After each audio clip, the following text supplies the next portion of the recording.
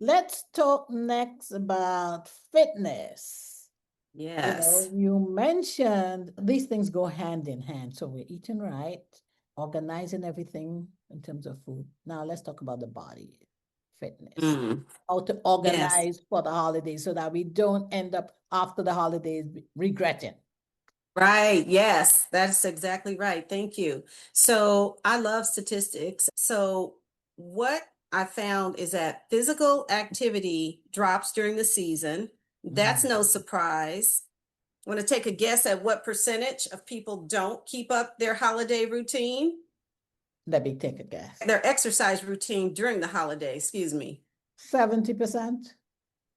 That's actually high. The people who admitted it, the studies show that 25% of people don't keep up their exercise routine.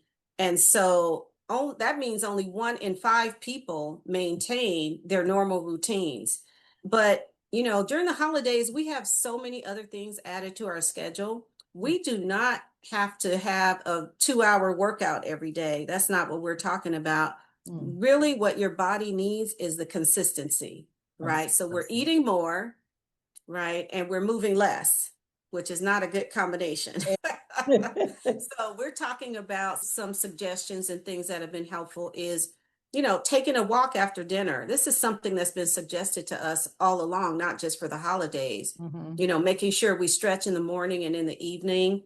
And one of the fun things I like to do is put on music and dance or move, while I'm cleaning or cooking or whatever. And so that makes it a little bit more fun.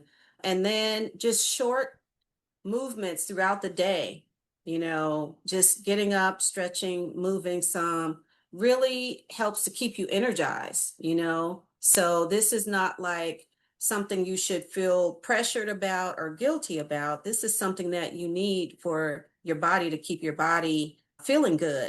If you just enjoyed that video, check out the longer version right here.